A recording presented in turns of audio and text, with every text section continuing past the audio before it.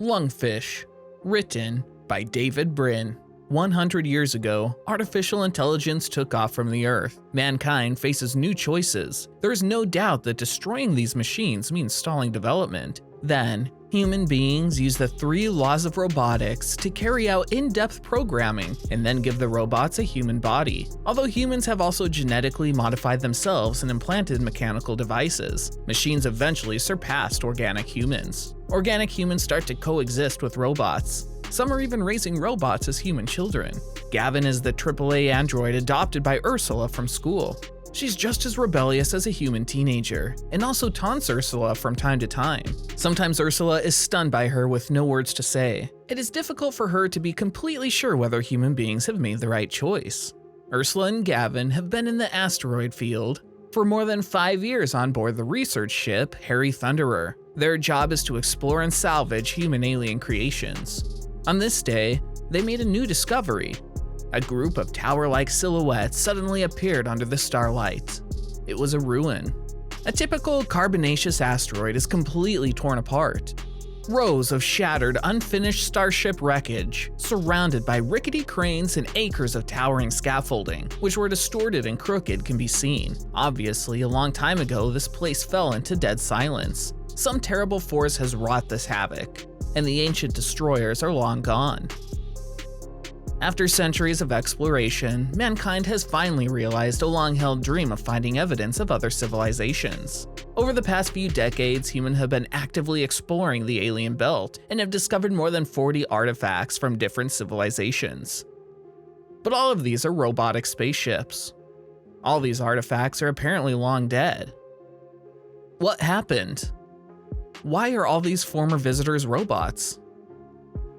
Going back to the end of the 20th century, some scholars also doubted whether living organisms could be well adapted for this mission of flying out of this small corner of the galaxy for space travel and colonization. However, with the development of technology, people have discovered that robots could be launched as representatives, which are much more suitable for lonely and dangerous interstellar flights than life forms. A mature and long-lived civilization can wait thousands of years for data return from distant galaxies. Even so, the galaxy is a big place. Sending a probe in every direction of interest would wipe out everyone's pockets. It's most efficient to launch only a few advanced droid ships, rather than a massive fleet of cheaper droids. These forerunners would explore nearby stars and planets. When they were done exploring, they would use local resources to replicate themselves. First described by the legendary von Neumann, a sophisticated machine programmed to replicate itself from raw material, launching offspring into space that could each make more copies. By analogy, this kind of exploration speed is far faster than the exploration conducted by living bodies. After the first wave, the expenditure does not require the investment of the parent star, and then the information will continue to be transmitted year after year, century after century. That sounds logical. Those 20th century scholars also calculated this technology could allow each planet to receive a probe within about 3 million years after the first probe was launched. Compared to the history of the galaxy, 3 million years is just a moment. However, there is a problem. When humans invented the radio and started spaceflight, there were no probes from the solar system to greet us, and no message to welcome us into the space of civilization. After the first philosophers of the 20th century felt that the only explanation was that no one had this ability before humans, humans are the first curious, social, and technologically capable race in the history of the galaxy. This logic behind the theory is so strong that most people give up on the idea of contacting alien civilizations, especially after radio searches found nothing but celestial interference. However, as humans expanded beyond Mars and the interplanetary belt, the Ursula's discovery of war ruins by chance completely changed human cognition. There have been wave after wave of alien probe wreckage. This is the first time someone has found something designed for organic beings. This is a landmark discovery. Ursula and Gavin stared at the shriveled corpse, on which traces of organic matter were detected. This is organic life from aliens.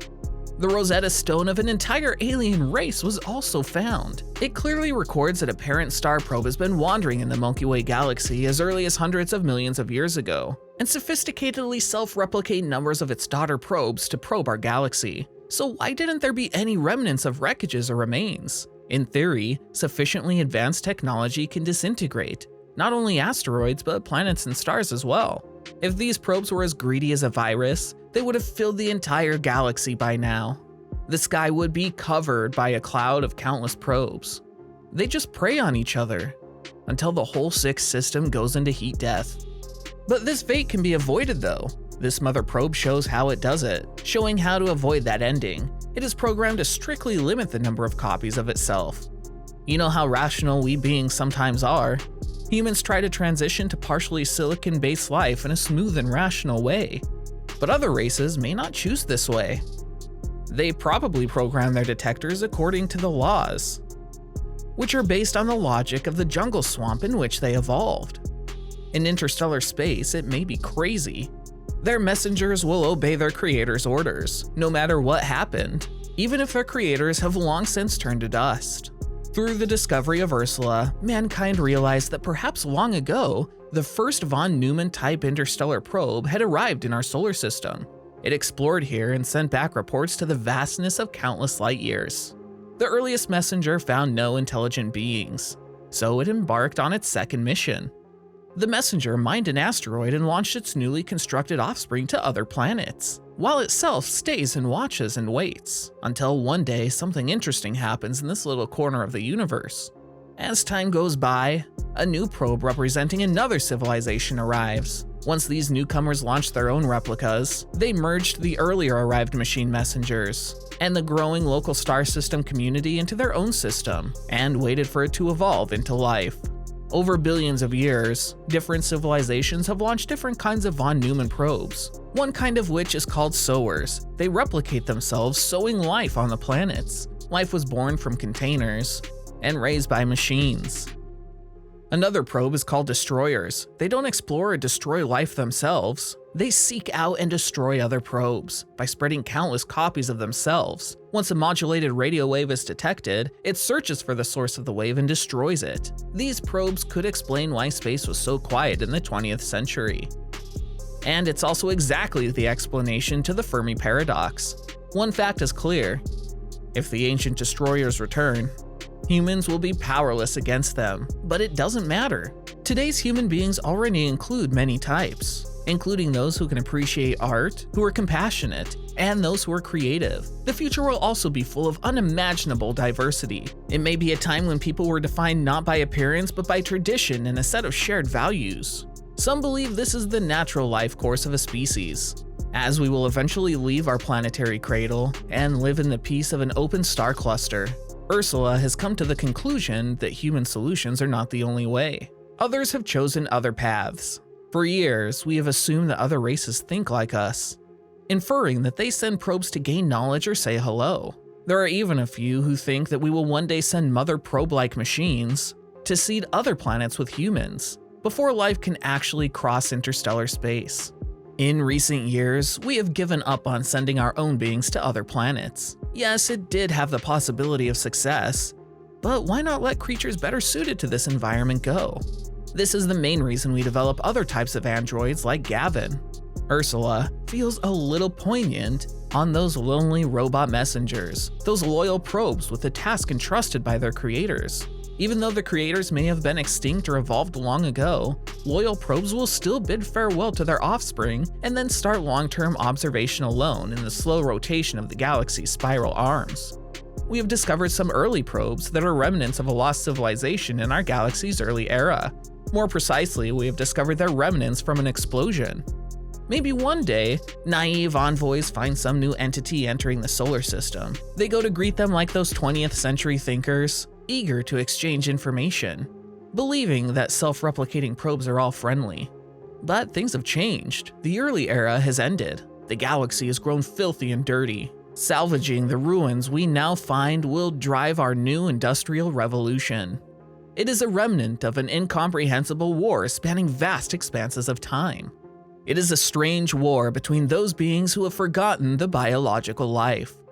Simple archaeological surveys lead to a clear conclusion: that apparently the parent probe and its replicas died at exactly the time of the mass extinction on Earth.